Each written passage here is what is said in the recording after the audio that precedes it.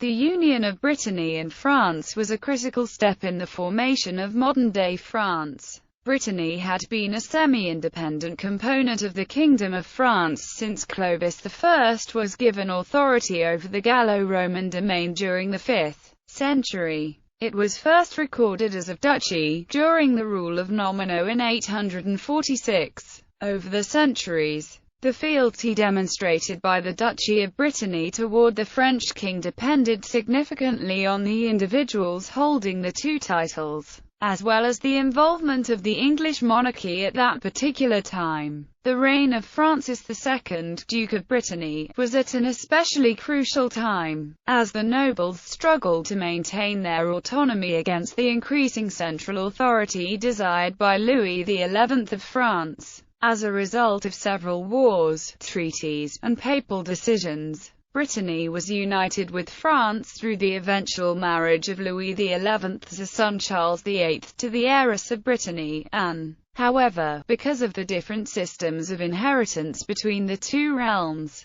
the crown and the duchy were not held by the same hereditary claimant until the reign of Henry II. Historical context: Roman times through the 13th century. According to Julius Caesar, Brittany was historically part of Celtic Gaul as Armorica. On the fall of the Roman Empire, it was integrated into the Gallo-Roman domain of Syagrius, with the support of Ambrosius Aurelius, leader of the Breton immigrants from Great Britain. Although the latter had not concluded any treaty with the Roman Empire permitting their settlement in Brittany, Syagrius proclaimed himself king. The territory was liberated from imperial control and was awarded by the emperor to Clovis I after his victory at Soissons in 486. Clovis received the titles of honorary consul and patricius, thus assuring the legitimacy of his authority over the ancient Gallo-Roman domain. When Clovis died, Brittany was included in the quarter of the kingdom that was given to his son, Childebert I.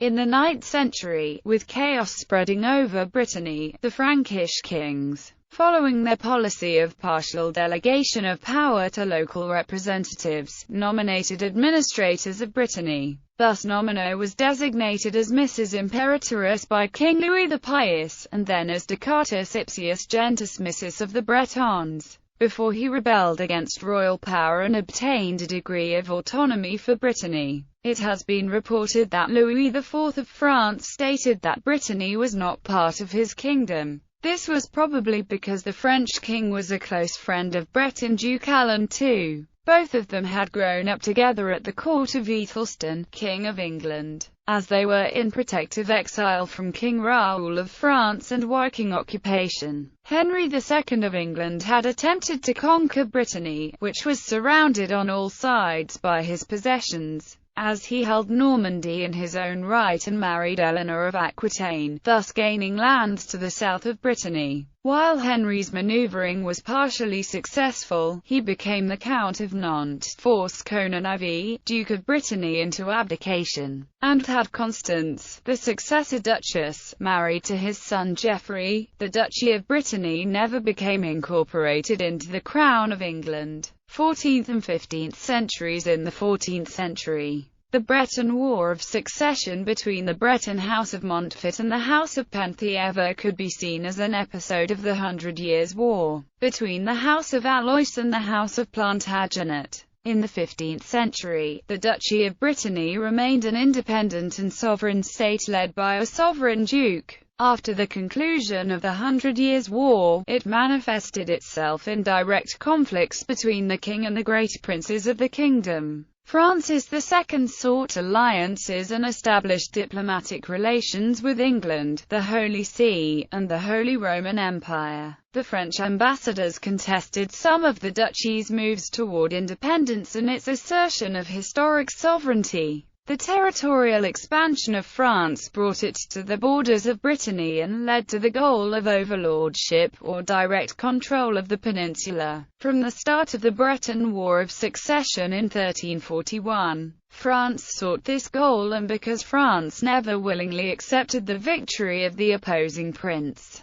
Battles or wars followed one another until the final French success in 1491, 1532 or 1598, according to different views and different sources. Louis XI felt a great hatred for Francis II of Brittany following the latter's involvement in a number of great conspiracies. Louis and his successors, the regent Anne de Beaujeu and Charles VIII, wished to destroy the threat of encirclement of the French kingdom between the Duchy of Burgundy to the north and east, and Brittany to the west, consolidate the power of the king in the face of Francis II, who, like the other nobles, had profited from the historic enfeeblement of the monarchy to endue himself with symbols of sovereignty, such as a royal seal, a royal crown, the adoption of the principle of lèse-majesté, the establishment of a sovereign parliament, the establishment of a university, independent and direct diplomatic relations with the then major powers, and the eviction of the king's tax collectors.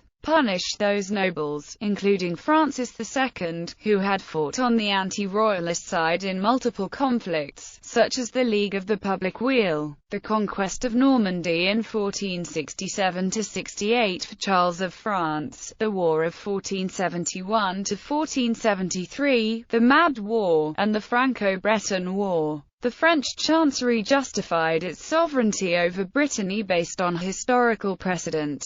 In 497, Clovis I united the Franks into a single kingdom. In the late 8th century, Charlemagne incorporated Brittany into the Carolingian Empire. In the 11th century, William the Conqueror expanded into Brittany. The Breton chroniclers and the Breton chancellery of the 14th–16th centuries defended the opposite view, arguing mainly from settlement of the territory by Bretons at an earlier date than by the Franks, but conveniently forgetting the lack of a treaty with the Roman Empire permitting the settlement in Brittany and the settlement of the Franks in the Vannes region, as well as agreements with the Frankish kings in authority following the advent of Clovis. They also argued for the sovereignty of Brittany based on its status as an ancient kingdom, although nominal, who had won considerable autonomy for the administration of Britain, never had the title of king, and the fact that the homage paid by the dukes to the kings was one of alliance rather than as lieges.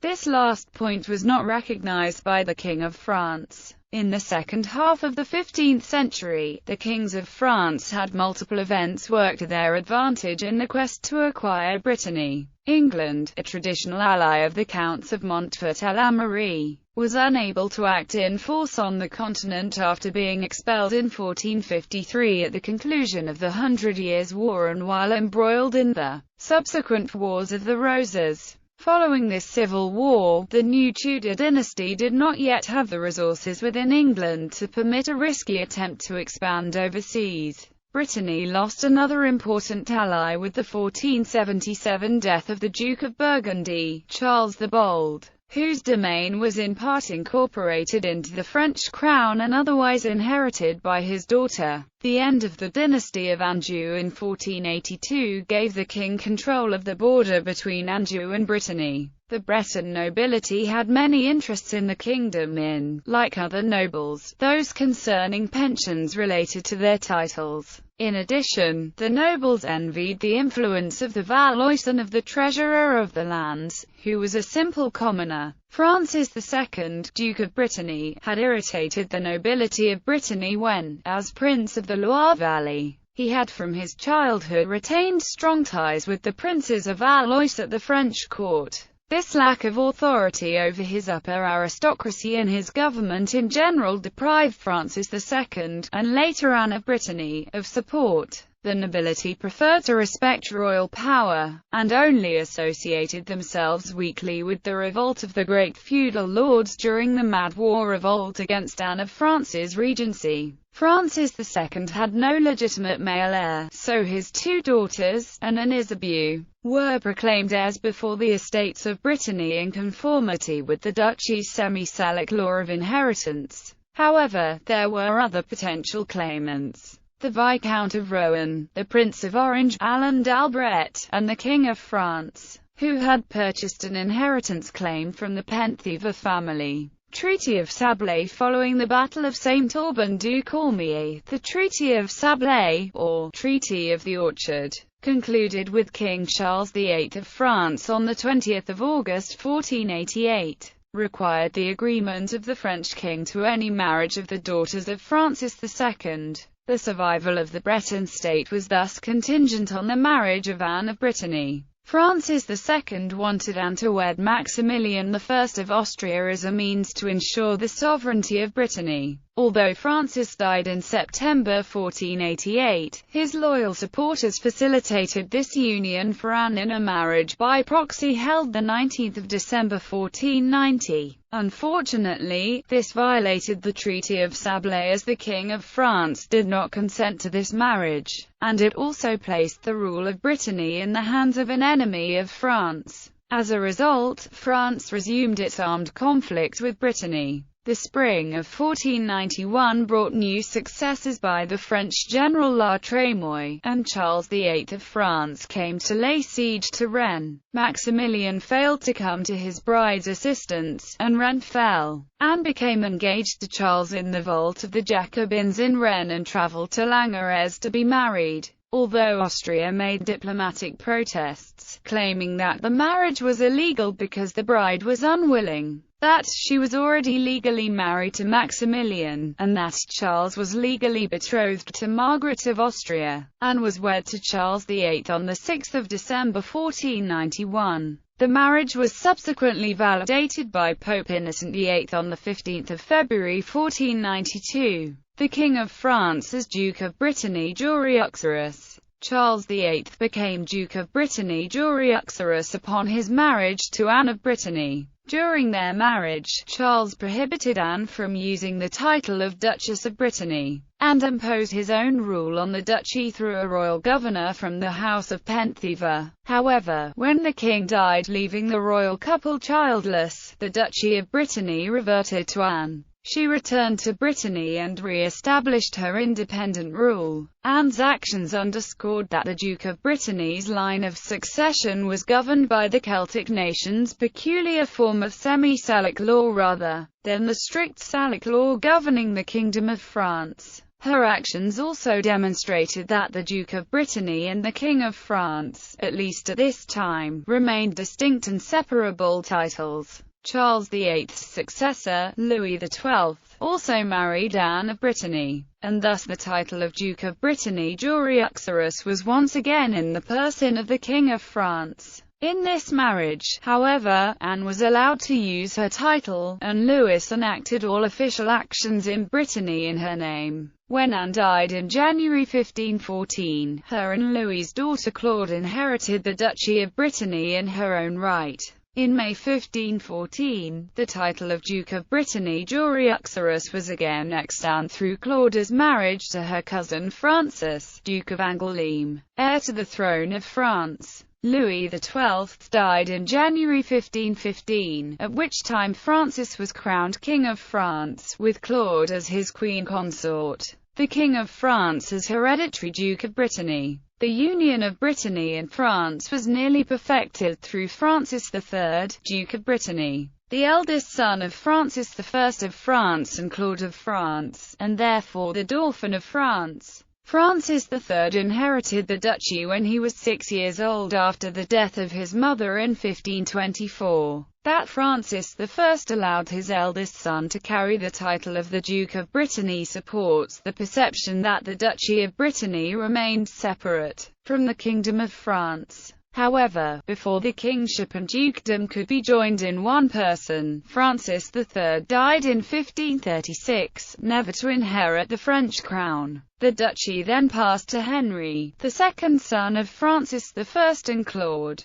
When Francis I died in 1547, Henry succeeded him as Henry II of France, and the kingdom and dukedom were united in ruler. Francis I also sought to enfold Brittany into the Kingdom of France through parliamentary maneuvers. Francis formally invited the Duchy of Brittany to join the French crown. On 13 August 1532, an Edict of Union was signed by the Estates of Brittany in Nantes. Some members of the Parliament were either intimidated into cooperation with the Union or bought off, with the demand for union in fact being inspired by Francis I.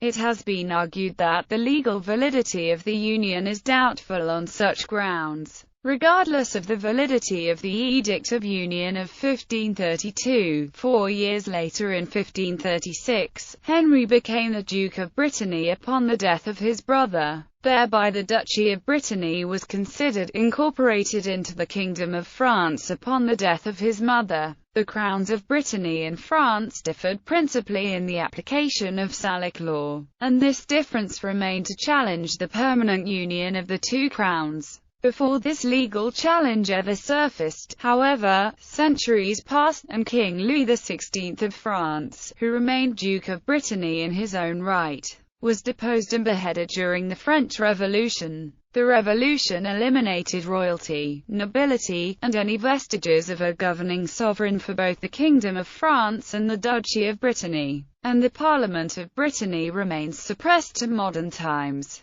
Political and economic factors. The duchy could only submit, in spite of its occasional resistance, in the face of one of Europe's strongest armies. The Breton elite were attracted by France's royal court, but the Breton merchant bourgeoisie in St. Malo did not identify with the interests of the Dukes of Brittany. Aftermath of the Union of Brittany and France. The Union of Brittany and France was a critical step in the formation of modern-day France. Geographically, the union resulted in France's northwestern border becoming the English Channel and its western border, as far south as the Pyrenees Mountains, becoming the Atlantic Ocean, save for island territories and colonies. Politically, this unification marked the end to over 1,000 years of efforts by various kings of England to control Brittany, and thwarted later efforts by the King of Spain to establish a foothold there. Throughout its history, the Kingdom of Brittany and then the Duchy of Brittany constantly sought independence from Viking invaders, Merovingian kings, Carolingian emperors, Norman dukes, and English, French and Spanish kings alike. Strong movements for autonomy and even separatist movements persist in Brittany to modern times, accelerated in part by France's decision to become a leading member of the European Union. The history of the Union of Brittany and France is also incomplete without an understanding that Henry II of France worked to retain the separate legal status of the duchy even while he, in his person, represented the final step towards the unification. His motivation stemmed from the possibility that if a war involving France were to be lost, he, or his successor, would still hold the Duchy of Brittany as a means to preserve their royal status and function. After union to the French crown, the Duchy of Brittany was able to maintain certain privileges and symbolic independence. The Estates of Brittany continued to function independently of the Estates of France.